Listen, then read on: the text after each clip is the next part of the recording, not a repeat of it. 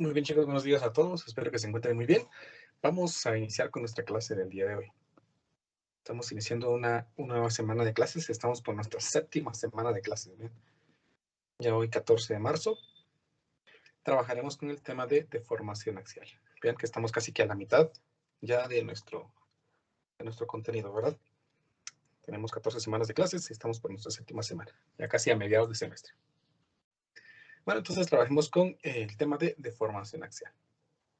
Recuerden que el último día de clases estábamos hablando sobre lo que era el esfuerzo, que era prácticamente la cantidad de fuerza que estaba soportando cada una de las partículas internas a un material.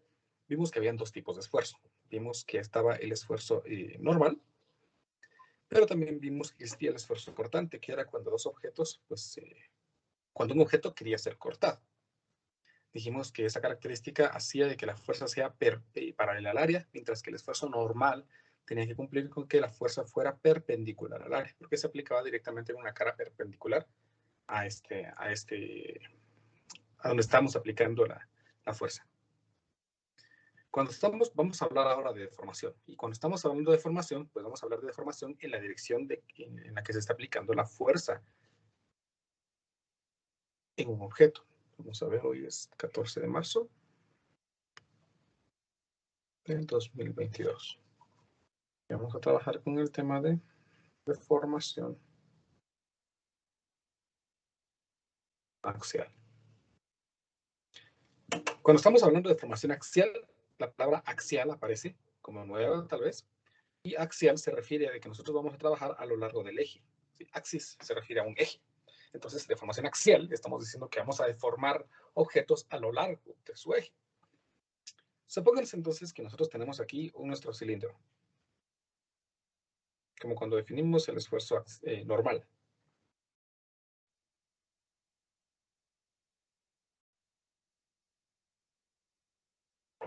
Y a este cilindro, que se encuentra apoyado sobre una superficie, le vamos a aplicar una fuerza. Y supónganse que le estamos aplicando una fuerza que lo está tensando. Una fuerza. Por lo tanto, nosotros esperaríamos que este cilindro pues aumente su longitud.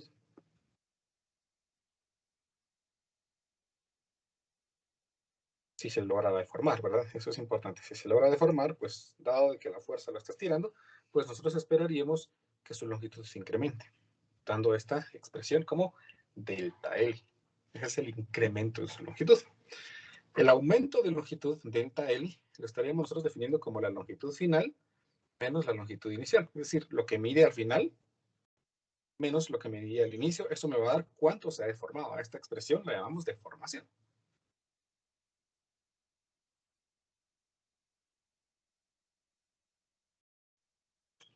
Sin embargo, la deformación puede ser de tensión, es decir, que se puede estirar, o una deformación puede ser por compresión, o es decir, pues se está acortando, dependiendo de lo que nosotros tengamos aquí. Si la longitud final es mayor que la longitud inicial, entonces esta resta me va a quedar positiva y yo sé que el delta L va a ser positivo, indicándome que el objeto se ha estirado. Si la longitud final es menor que la longitud inicial, es decir, esperamos que el objeto se acorte, entonces esta resta me va a quedar negativa y por lo tanto delta L va a ser negativo, indicándome de que ha sufrido el objeto un acortamiento. ¿Estamos? A eso se refiere entonces la expresión de deformación. Ahora, ¿todos los objetos se deforman? Sí, todos los objetos se van a deformar, independientemente del material que sea, todos los objetos se deforman. Si ustedes tienen un borrador por allí, pues se van a dar cuenta que si lo presionan, pues el objeto se deforma. Y a pesar de no ser un resorte, los objetos sólidos, pues siguen también la ley de Hooke. Recuerden la ley de Hooke.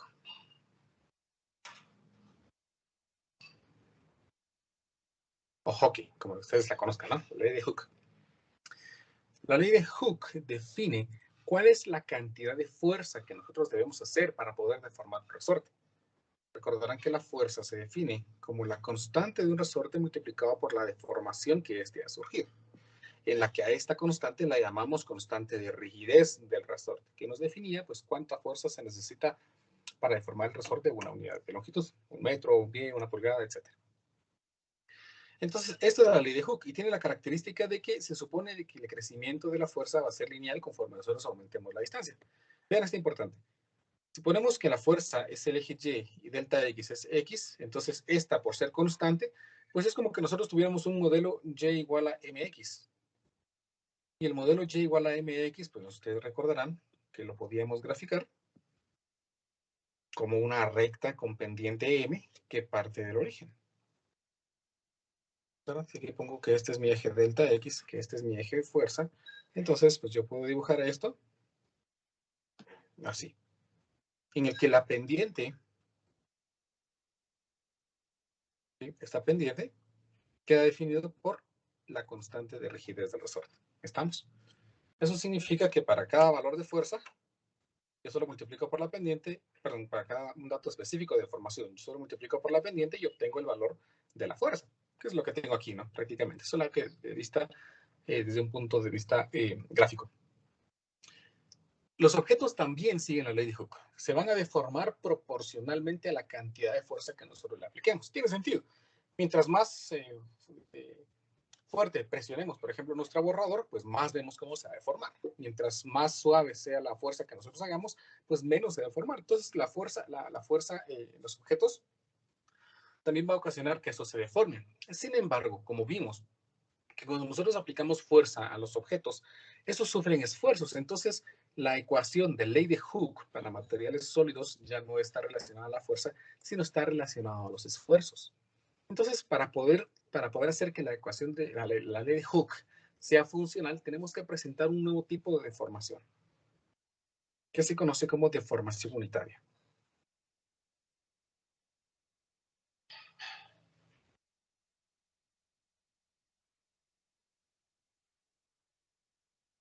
La deformación unitaria es aquella deformación que me indica cuál es el porcentaje que un objeto se ha estirado respecto a su longitud inicial. Por ejemplo, supónganse que yo tengo una varilla de hierro de construcción, de acero. Las varillas de acero, pues generalmente miden entre 6 y 9 metros. Bueno, 6 o 9 metros. Entonces, supónganse que nosotros tenemos una varilla de construcción de 6 metros. Y la vamos a probar y encontramos que su longitud, ¿sí? O el aumento de su longitud cuando nosotros lo estiramos, supónganse que sea de 0.5 centímetros. Esa es la deformación cuando nosotros la estiramos. Bueno, la deformación de 0.5 centímetros corresponde cuando nosotros tenemos una varilla de 6 metros. Pero ¿qué pasa si nosotros tuviéramos una varilla de 8 metros? ¿Será que se deformará igual? ¿O una varilla de 9 metros? ¿O una varilla de 1 metro? ¿Será que la deformación va a ser la misma? Pues ahí está el problema con las deformaciones tal como las estamos presentando. Porque resulta que los objetos del mismo material, sometidos a la misma fuerza, pero que tienen una longitud diferente, se van a deformar de forma diferente. Entonces, eso significa que presentar la deformación así no es muy útil.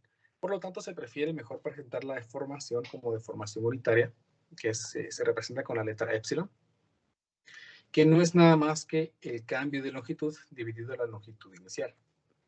Entonces, si nosotros hacemos esto para este caso, pues entonces miremos el delta L, es un 0.5 por 10 a la menos 2, y lo divido entre 6 metros, y me queda que su deformación es esto. Miren, 0.0008, 0.00083. Esta deformación es una deformación respecto a la longitud inicial. Y la característica de esta deformación es que no importa la longitud inicial que tenga y cuánto se haya deformado el objeto, esto va a seguir siendo lo mismo siempre y cuando tengamos la misma fuerza. ¿Qué significa eso? Que si nosotros deformamos esta varilla de 6 metros y se ha deformado 0.5 centímetros con una carga, por ejemplo, se me ocurre, no estoy inventando datos, de 500 newtons, entonces si yo le aplico esa fuerza de 500 newtons a otro objeto, no, perdón, al mismo objeto, pero que tenga otra longitud, su deformación unitaria va a seguir siendo la misma, exactamente la misma. Y esa es la ventaja de poder utilizar la deformación unitaria en vez de la deformación. Que no importa cuánta longitud tenga un objeto, su deformación va a seguir siendo exactamente, su deformación unitaria va a seguir siendo la misma. Y es que la deformación unitaria también es muy útil para poder auxiliarnos con la representación de la ley de Hooke para objetos sólidos. ¿Por qué? Porque la ley de Hooke para objetos sólidos, vamos a escribir aquí,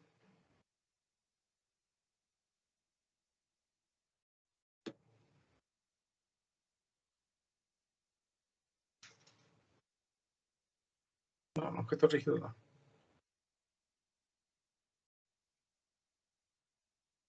para objetos sólidos, dice que el esfuerzo que nosotros ocasionemos en un material es proporcional a la deformación unitaria que se vaya a obtener.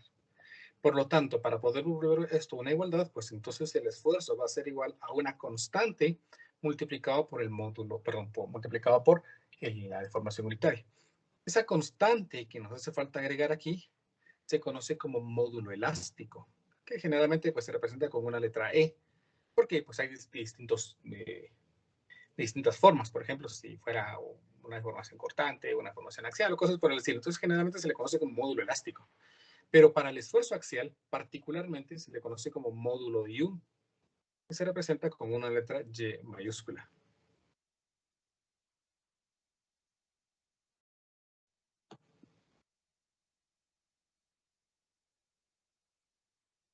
El módulo de Young define la rigidez de un objeto a poderse deformar.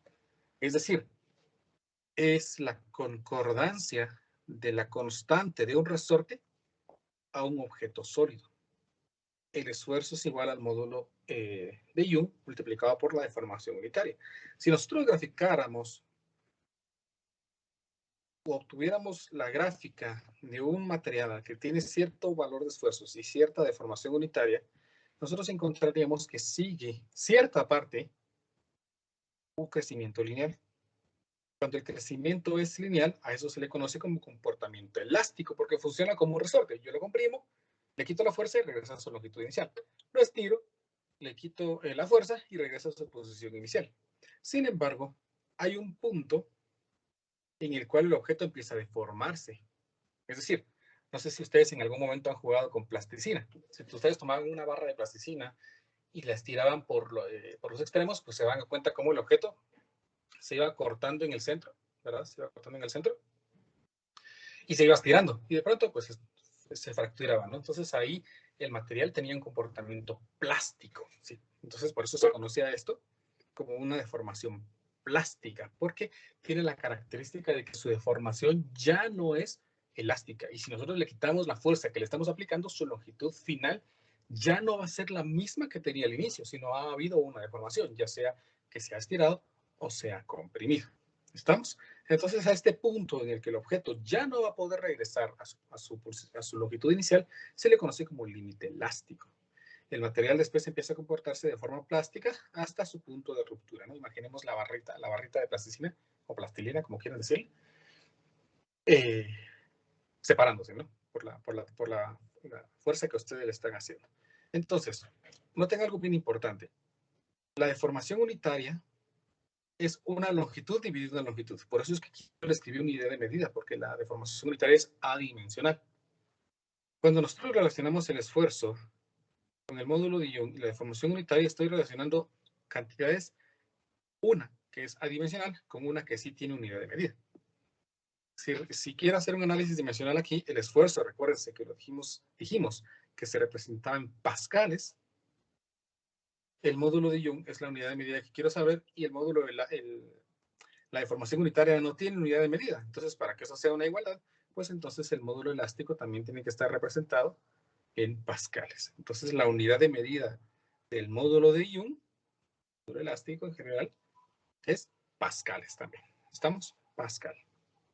En el sistema internacional, también podemos encontrar que el módulo elástico para el sistema inglés es el PSI, o libras por pulgada cuadrada, pound square inch.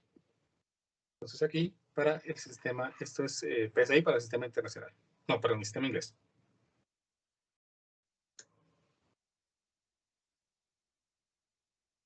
¿Estamos?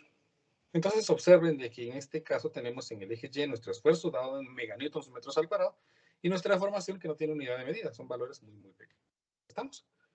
Este comportamiento es muy, muy útil, sobre todo para las ingenierías en las que es importante el diseño de estructuras de concreto, diseño de máquinas y cosas por el estilo.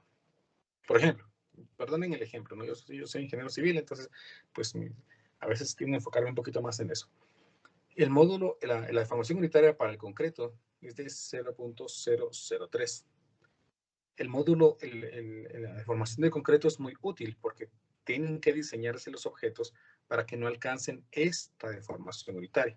Si los materiales o el elemento en el que estamos diseñando y los materiales no son útiles o adecuados para llegar para no alcanzar esta deformación, entonces vamos a esperar que los materiales pues se rajen. Entonces eso no conviene, no en una estructura. ¿Por qué? Pues empezamos a presentar fracturas y fallas, y esas fallas pues, pueden ocasionar en el colapso de una estructura. Entonces es importante las deformaciones unitarias. ¿Estamos? ¿Alguna pregunta de momento, chicos? ¿Esta información que les he dado?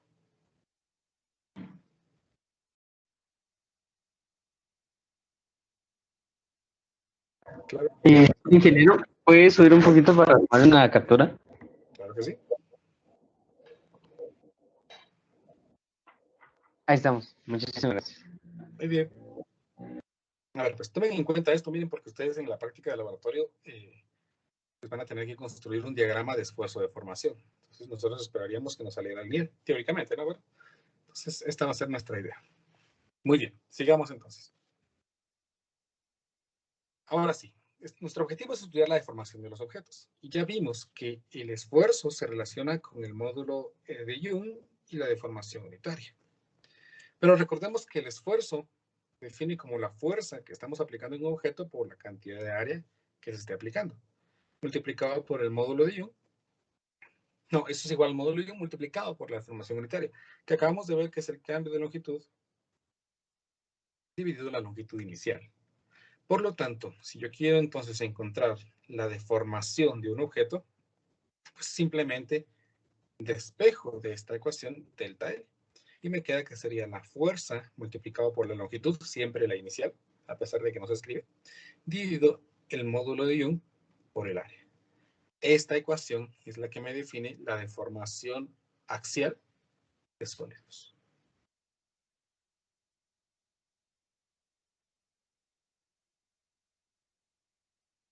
A lo largo de su eje. F es la fuerza que estamos aplicando. Observen esto, por favor. El cambio de longitud, es decir, el aumento o el acortamiento que pueda sufrir un objeto, depende de la fuerza directamente. Mientras más fuerza, mayor longitud, mayor aumento de longitud. Mientras mayor longitud tenga, mayor va a ser su incremento de longitud. Esa es la razón por la que yo les explicaba aquí de que si tuviéramos un objeto más largo, su deformación aumenta, y si tuviéramos un objeto más corto, su deformación fuera más pequeña. Porque la deformación es proporcional a la longitud. ¿Sí? Si quieren, ustedes inténtenlo. Intenten estirar un hilo muy pequeño e intenten estirar un hilo más largo. Es más fácil estirar el hilo más largo porque podemos la posibilidad de hacer más fuerza. Inversamente proporcional al módulo de Young. Es decir, mientras mayor sea el módulo de Young, menor es la deformación. Pero también depende del área. Mientras mayor sea el área, menor va a ser la deformación. Observen. Mientras menor sea el área, mayor va a ser la deformación. ¿Estamos? Mientras más delgado sea un objeto, más fácil va a ser deformarlo. ¿Estamos? Entonces, para poder encontrar deformaciones, necesitamos de 4 elementos. La fuerza a la que estamos aplicando, la longitud que tiene el objeto, el módulo de Young y el área. Pero ¿y el módulo de Young de dónde lo sacamos? Pues el módulo de Young es propio de cada uno de los materiales que nosotros estamos trabajando. En su libro, si ustedes me hicieran el favor de dirigirse a su libro y el libro que ustedes tengan, ¿no? Porque esto es específico para cada libro que ustedes tengan. Y pueden entonces encontrar una tablita en donde van a encontrar aquí, por ejemplo, valores típicos para módulos elásticos. Módulos elásticos, ¿bien? En general, así como les mencionaba. Tenemos, por ejemplo, para el módulo de Young, tenemos para el módulo de corte, que lo vamos a ver más adelante, y tenemos para el módulo volumétrico. Todos dados en newtons sobre metro cuadrado. Y dependiendo del material que nosotros tengamos, pues puede ser tungsteno, acero, cobre, latón, aluminio, vidrio, cuarzo, agua y mercurio. Noten que el agua pues no tiene módulo de Young, porque el agua no la podemos comprimir, ¿no? Tampoco tiene módulo de corte, vamos a ver más adelante. El mercurio, por ser un metal líquido, pues tampoco tiene, porque no podemos tomar un trozo de mercurio y comprimirlo. Lo mismo con el agua, no podemos tomar un trozo de agua y comprimirlo. ¿Estamos? Entonces, por eso carecen de módulo de Young. Entonces, por favor, yo les voy a pedir que si ustedes tienen una tablita, el que tienen tu libro, pues vayan y, por ejemplo, es de la tabla 12.1, salió del libro de Serwa. Busquen valores típicos para módulos elásticos. Es posible que, pues, que solo les aparezca el módulo de Young, en otro apartado pues el módulo de corte y en otro el módulo volumétrico. Ya ustedes pueden juntarlas y pegarlas en su cuaderno. Por favor, no esperen que sea un día antes del examen para poderlo hacer. Entonces, practiquemos esa ecuación que acabamos de ver.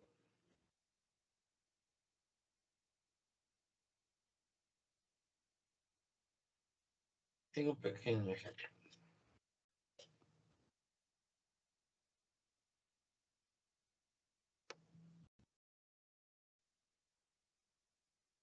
A ver, miren el problema. Dice así.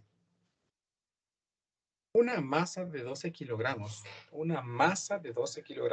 sujeta al extremo de un alambre de aluminio. Vean, aquí me están dando el material. Entonces, saber el material me va a permitir determinar qué tipo de módulo de Young va a tener, cuál es el valor de ese módulo de Young. Con longitud sin estirar, es la longitud inicial, de 0.50 metros, gira en un círculo vertical con una rapidez angular constante de 120 revoluciones sobre minuto. El área transversal del alambre es de 0.14 centímetros cuadrados. Calcule el alargamiento del alambre cuando la masa está, inciso A, en el punto más bajo de la trayectoria, e inciso B, en el punto más alto de la trayectoria. ¿Estamos? Entonces, miremos. Tenemos un objeto que está sujeto a una cuerda que gira en un círculo vertical. Entonces, voy a intentar dibujar eso. Supongamos entonces que tenemos aquí un círculo vertical.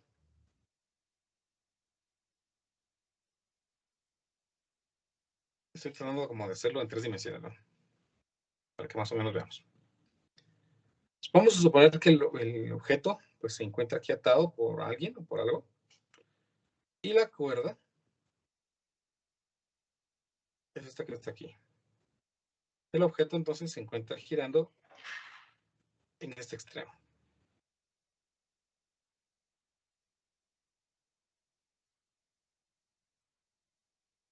Estamos girando ya sea en esta dirección o en la otra, con una rapidez angular de 0, no es cierto, de 120 revoluciones sobre minuto. El radio del círculo pues es 0.5 metros. La longitud, no es cierto tampoco. Bueno, sí, el radio, que representa la longitud de la cuerda, es 0.5 metros. Vamos a poner aquí radio, que también es lo mismo que la longitud. La masa es de 12 kilogramos. Masa es 12 kilogramos. El área es de 0.014 centímetros cuadrados. Y ya.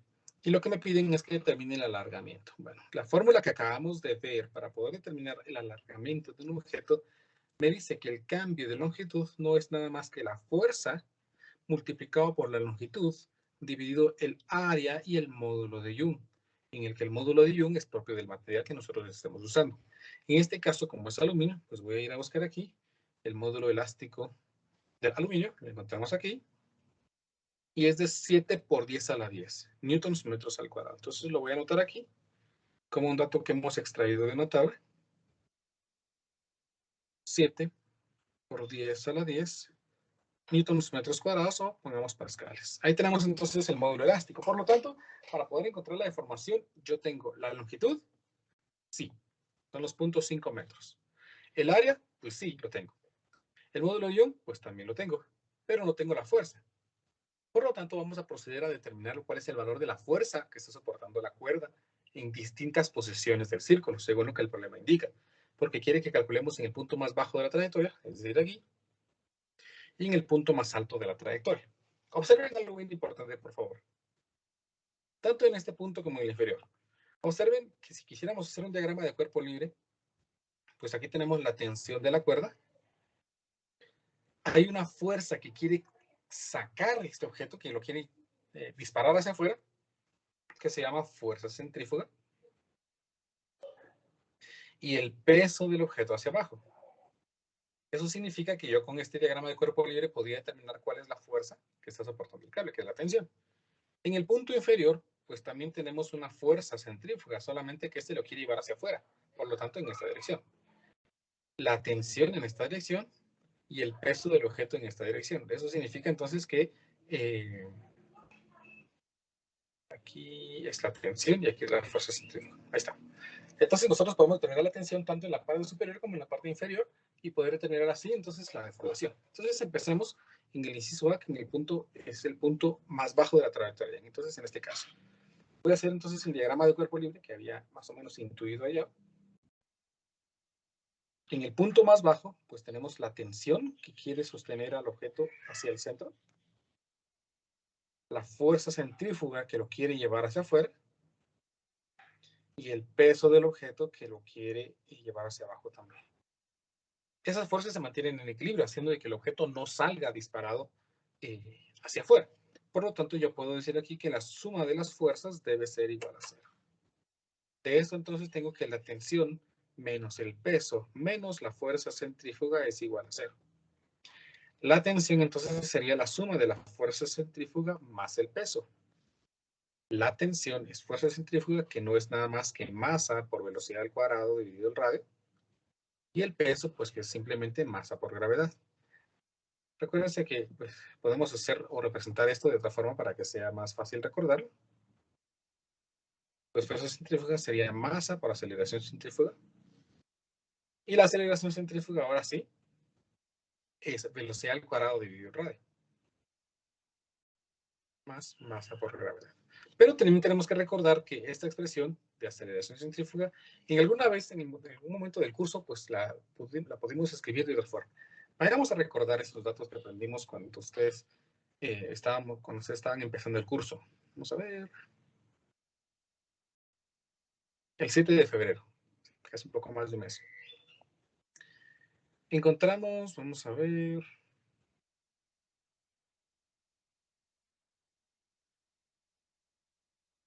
Aceleración centrífuga, no creo que haya sido aquí.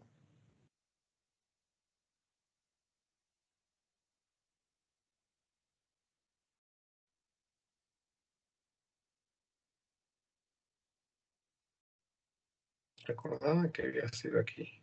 Cuando hablamos de la aceleración centrífuga. En algún momento, no recuerdo muy bien entonces en dónde escribimos esa ecuación.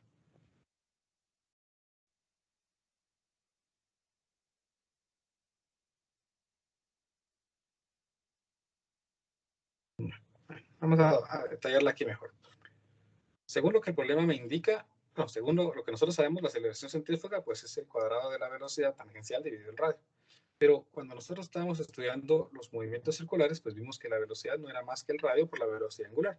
Por lo tanto, si yo expreso aquí la velocidad como velocidad angular por el radio al cuadrado dividido el radio, observen que esta expresión, después de simplificarse, me quedaría como velocidad angular al cuadrado multiplicado por el radio. O sea que la aceleración centrífuga o centrípeta la podemos expresar como velocidad al cuadrado dividido el radio o velocidad angular multiplicada por el radio. Por lo tanto, para este caso particular en el que nosotros tenemos un objeto que está girando a una rapidez angular dada, porque el problema me proporciona esa velocidad angular, pues voy a preferir entonces mejor escribir esa ecuación en términos de la velocidad angular. Por lo tanto, aquí me quedaría que la tensión es masa por velocidad angular al cuadrado por el radio, más masa por gravedad.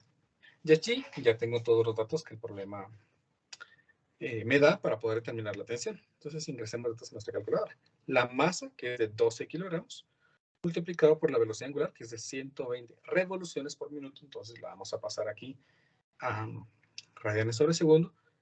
Pues 2pi entonces, dividido 60 al cuadrado por el radio, que es 0.5, más la masa, que es 12 kilogramos, por la gravedad, que es 9.8. Y si todo está bien, pues ahí tengo el valor de la tensión. Entonces la tensión es de 1065.08 newtons. ¿Estamos? Con esta tensión, entonces yo ya puedo determinar finalmente la deformación. El cambio de longitud sería la fuerza, que son los 1065, si lo hice bien, ¿verdad? 1065.08 newtons por la longitud, que son los 0.5 metros, que es el radio también, ¿verdad? Dividido el área, que el problema me dice que es de 0.014 centímetros al cuadrado, por lo tanto tengo que pasarlo a metros. Entonces yo puedo escribir aquí 0.014 dividido 100 al cuadrado, esto para pasarlo a metros cuadrados, y multiplicado por el módulo de Young, que es 7 por 10 a la 10 pascales. Por lo tanto, el cambio de longitud, que va a estar dado en metros, me quedaría por 0.5 dividido 0.014 dividido 100 al cuadrado y dividido entre 7 por 10 a la 10. Y obtengo que la deformación sería de 0.0054. Si lo paso a milímetros, apachando la tecla Enter de mi calculadora, me logra escribirlo en 5.43 por 10 a la menos 3 metros. Y por 10 a la menos 3, según el formulario, pues es un prefijo de mili. Entonces aquí me quedaría 5.43 milímetros. Y entonces ahí tendríamos el valor de la deformación cuando ese objeto se encuentra en la parte más baja. ¿Me he explicado? ¿Alguna pregunta?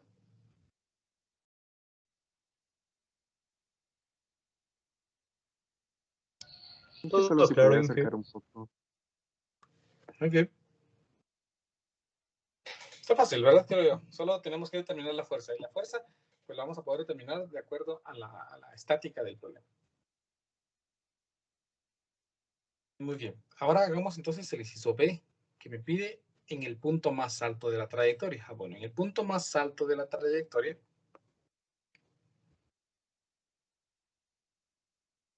nuestro diagrama de cuerpo libre va a cambiar un poquito. ¿Por qué? Porque la fuerza centrífuga, aquella fuerza que quiere que el objeto salga disparado hacia afuera, pues está aquí. El peso del objeto pues lo lleva hacia abajo y la tensión de la cuerda también está dirigida hacia abajo. Entonces aquí me quedaría que la sumatoria de fuerzas es igual a masa por aceleración. Por lo tanto, la fuerza centrífuga tendría que ser igual a la tensión más el peso. O la tensión, que es lo que quiero despejar, sería fuerza centrífuga menos el peso.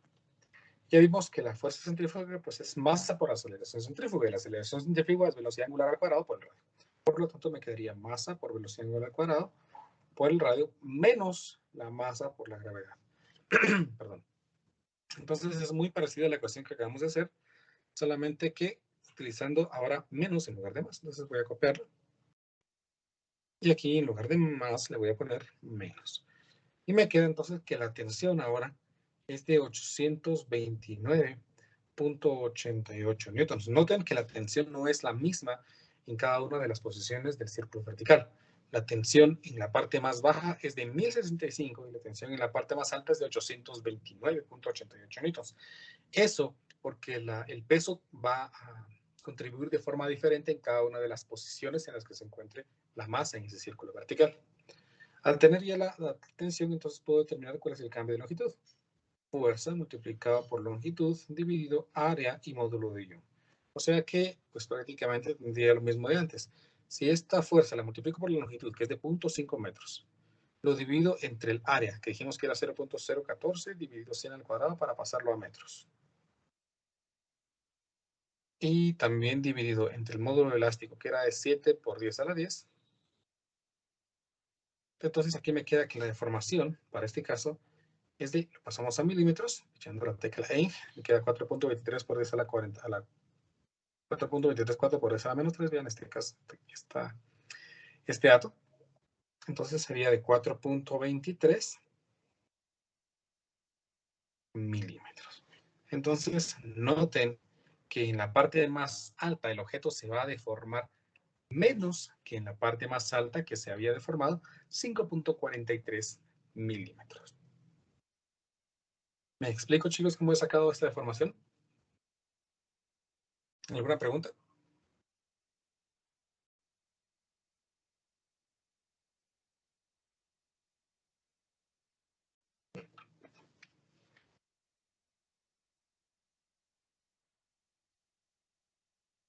Muy bien.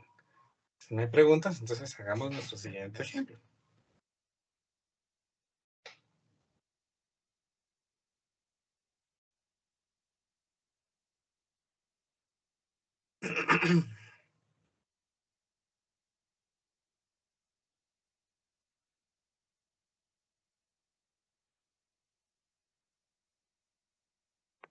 A ver, el problema dice así. El cable BC de 4 milímetros de diámetro, ven, el cable BC de 4 milímetros de diámetro, es de un acero con módulo elástico, vean aquí lo representa con E, de 200 gigapascales. Si se sabe que el máximo esfuerzo en el cable no debe exceder 190 megapascales, o sea, el esfuerzo no debe exceder esto, y que la elongación del cable no debe sobrepasar 6 milímetros, entonces el esfuerzo no debe llegar, o máximo 190 megapascales, y la deformación máxima es 6 milímetros. Encuentre la carga máxima P que puede aplicarse como se muestra en la figura. Muy bien. Vamos a ver que estamos aplicando aquí una carga, una fuerza. Cuando esta barra entonces quiere inclinarse en esta dirección, pues entonces el cable se va a deformar, generando una tensión en el cable que le va a generar un esfuerzo en el cable, pero también una deformación. Y tenemos que hacer cumplir las dos condiciones. Que el esfuerzo no exceda esto, ¿ya? No debe exceder. Es decir, cualquier valor menos llegar hasta 190. Y la deformación no debe sobrepasar 6 milímetros. O sea, cualquier deformación, pero de 6 para abajo. Esas son las condiciones que nos dan. Entonces, que determinemos cuál debe ser el diámetro del cable. ¿Sí? No, perdón, cuál debe ser la carga P para que se cumplan esas dos condiciones. Bueno, primero entonces intentemos determinar cuál es el valor de la tensión que se está dando en el cable. Entonces, para eso, pues vamos a hacer nuestro diagrama de cuerpo libre, como hemos aprendido, para cuerpos rígidos. Voy a dibujar aquí lo que representa la barra.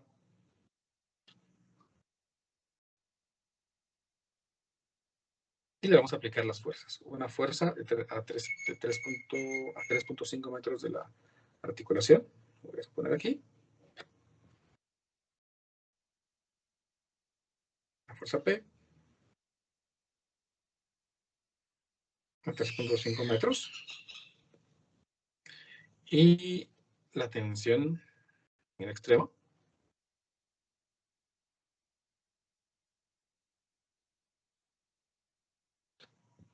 Que forma un ángulo θ respecto a la vertical.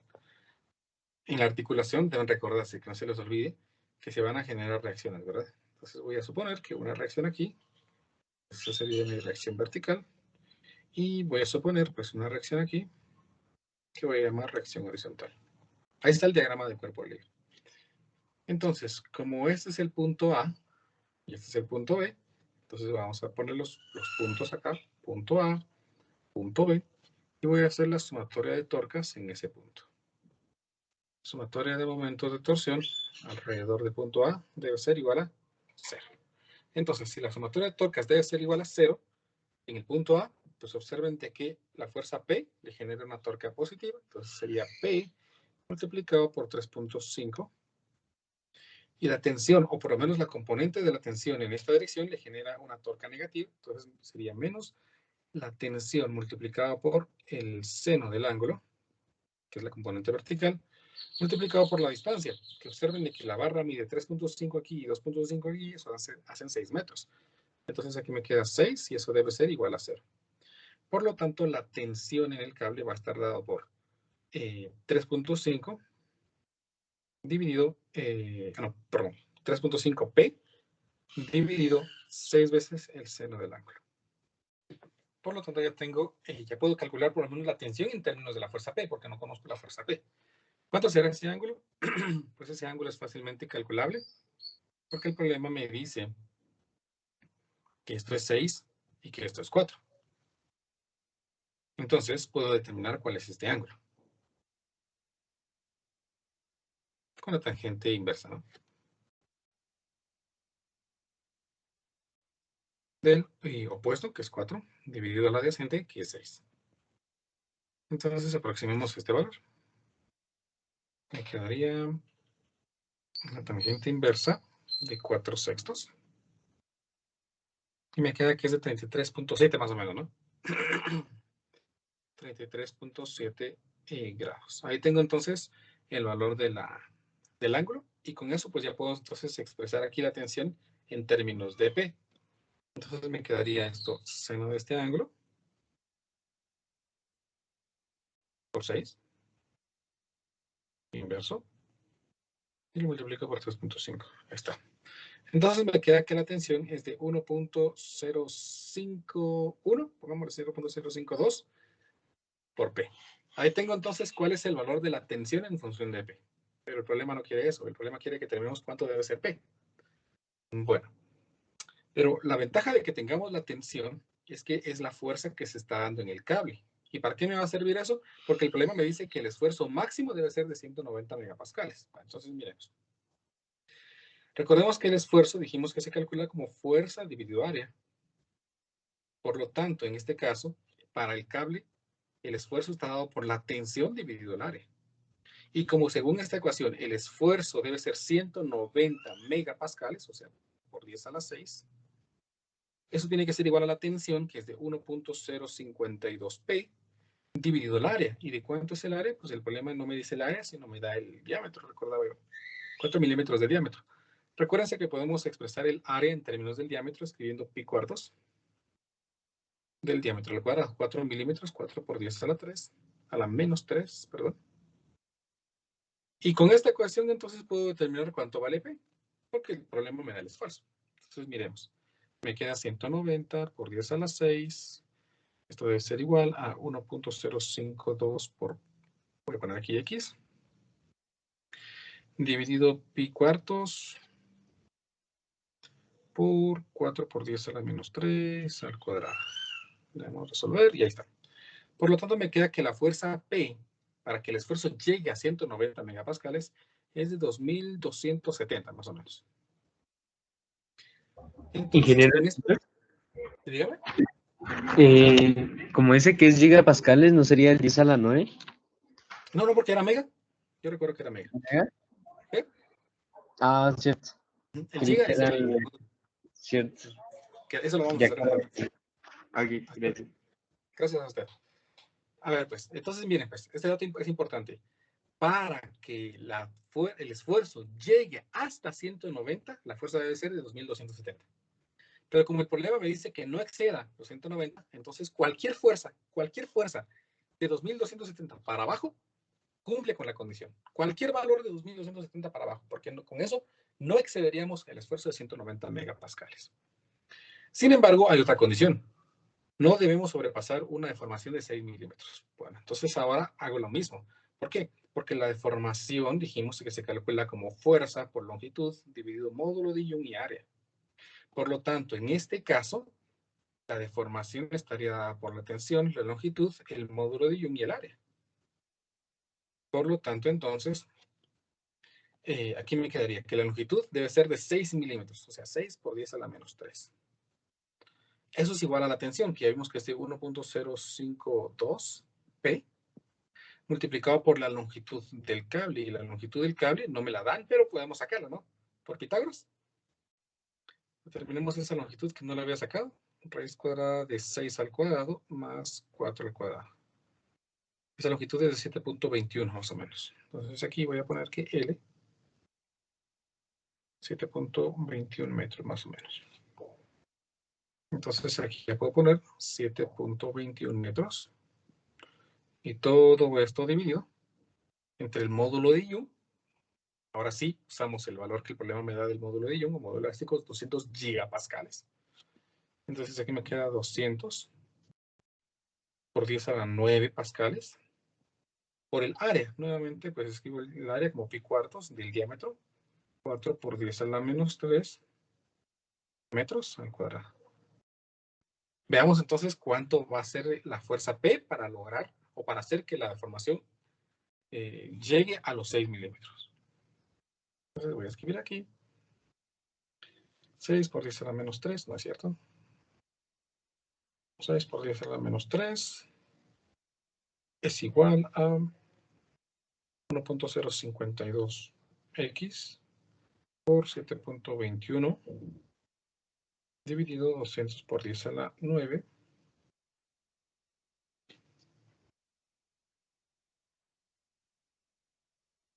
por pi cuartos por 4 por 10 a la menos 3 al cuadrado. Y le damos solve. Y ahí está.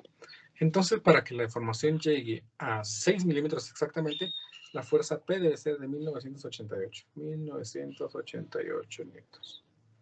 Muy bien. Esto me está diciendo de que si la fuerza es 1988 newtons, entonces la deformación en el cable va a ser de 6 milímetros. Pero el problema me dice aquí que el cable no sobrepase los 6 milímetros. Eso significa que cualquier valor de 1988 para abajo va a hacer que el cable cumpla con la condición, no deformarse más de 6 milímetros. El problema es que ahora tengo dos fuerzas. Cada una está cumpliendo una condición específica. Esfuerzo máximo de 190, deformación máxima de 6 milímetros. ¿Cuál de las dos fuerzas es la que yo voy a definir como mi respuesta? ¿La mayor o la menor? ¿Qué dicen ustedes? ¿La cual me dijo, perdón? La menor. ¿La menor? ¿Por qué? Pues porque esta es la que nos indica de que no se tiene que deformar más de 6 milímetros. En cambio, la otra solo nos indica que es la máxima del material. Sí, muy bien. Pero hay algo más allí. ¿Qué es eso? Ingeniero, Dígame. sería la menor porque como en el anterior dijo que 2270 tendría que ser el máximo, pero podría ser menor también. Exactamente, sí, eso es lo que el problema dice. Entonces la idea... 1988 también entraría en el rango del anterior. Exactamente, muy bien. Ahí está la idea. Miren pues, esta fuerza genera una deformación de 6 milímetros. Y esta fuerza genera el esfuerzo de 190 megapascales. Pero el problema dice que no exceda, o sea, para abajo cualquier esfuerzo menor de 190 y cualquier deformación menor de 6 milímetros, pues está bien, es aceptable. Entonces intentemos encontrar una de las fuerzas que cumpla con las dos condiciones. Bueno, 1988 genera una deformación de 6 milímetros. Por lo tanto, 2270 va a generar una deformación más de 6 milímetros. Por lo tanto, esta cumple con ser 190 megapascales de esfuerzo, pero no cumple con que deformar menos de 6 milímetros el cable. Mientras que esta cumple con deformar exactamente 6 milímetros el cable y el esfuerzo no va a llegar a 190 megapascales. ¿Por qué? Porque es menor, una fuerza menor. Por lo tanto, cumple las dos condiciones. Cumple con que el esfuerzo sea menor de 190 y cumple con que la deformación sea 6 milímetros. Por lo tanto, cualquier fuerza P menor a 1988 newtons va a hacer cumplir las dos condiciones. Que el esfuerzo sea menor de 190 megapascales y que la deformación no sobrepase los 6 milímetros. Y así hemos terminado entonces nuestro segundo ejemplo. ¿Me explico? ¿Se comprende?